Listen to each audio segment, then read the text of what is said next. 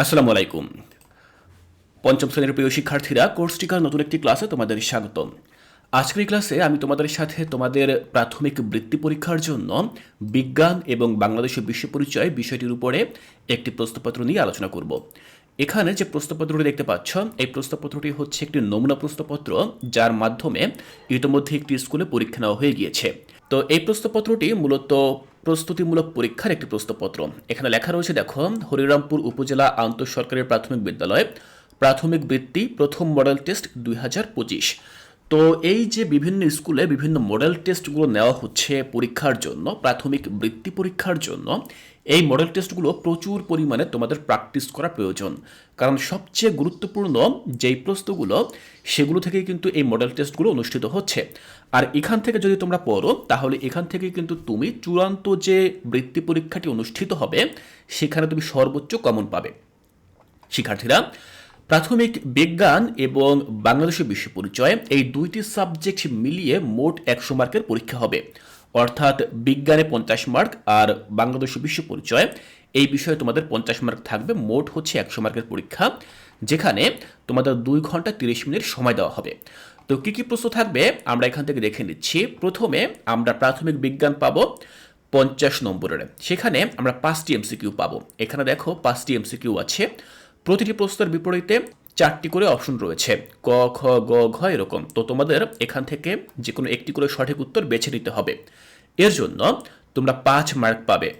এরপর দেখো 2-এ বলা হয়েছে শূন্যস্থান পূরণ করো। তো শূন্যস্থান পূরণে তোমাদেরকে 5টি বাক্য দেওয়া হবে এবং 5টি বাক্যের বিভিন্ন জায়গায় শূন্যস্থান দেওয়া থাকবে। এগুলো পূরণ করলে তোমাকে 5 মার্ক দেওয়া হবে। তো কী কী ধরনের শূন্যস্থান, কী কী ধরনের এমসিকিউ আসছে, তোমরা কিন্তু এগুলো এখান থেকে দেখে নাও। এখান থেকে তোমরা কমন পেয়ে যাবে। এই প্রশ্নগুলোর উত্তর এখানে লেখা নেই, তবে তোমরা নিজেরা এই প্রশ্নগুলোর উত্তর খুঁজে বের করবে। এতে করে কিন্তু তোমাদের প্র্যাকটিসটাও আরও বেশি জোরদার হবে।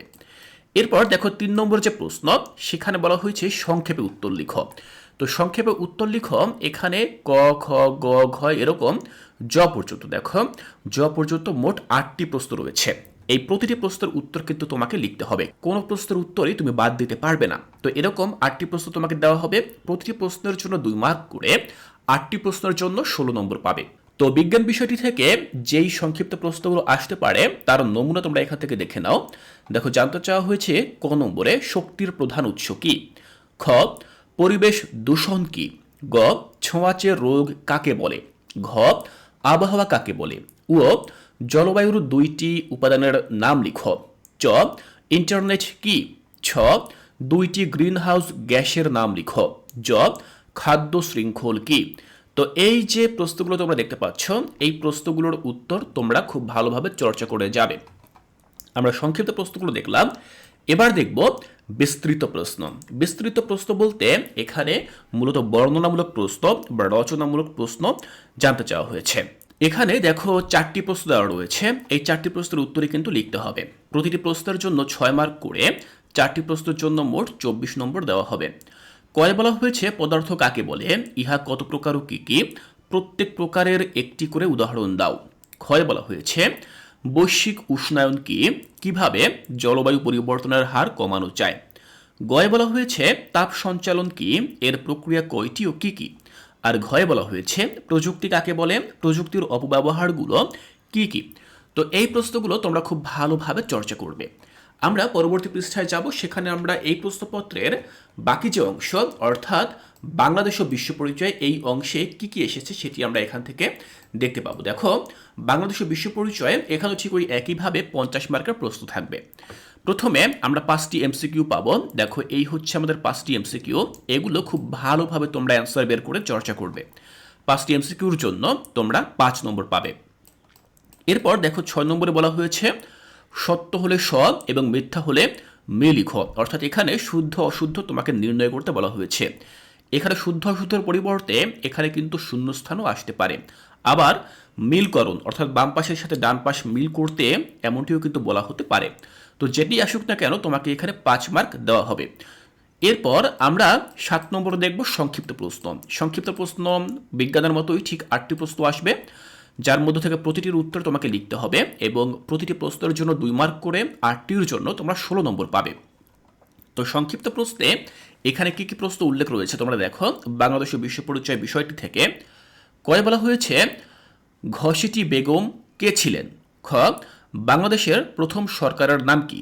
গ অটিজম কি? ঘ শহীদ বুদ্ধিজীবী দিবস কবে পালন করা হয়? উ শিশু শ্রম কি? চ শ্রেণী নেতা কিভাবে নির্বাচন করা হয়? ছ দুইটি মৌলিক চাহিদার নাম লিখ।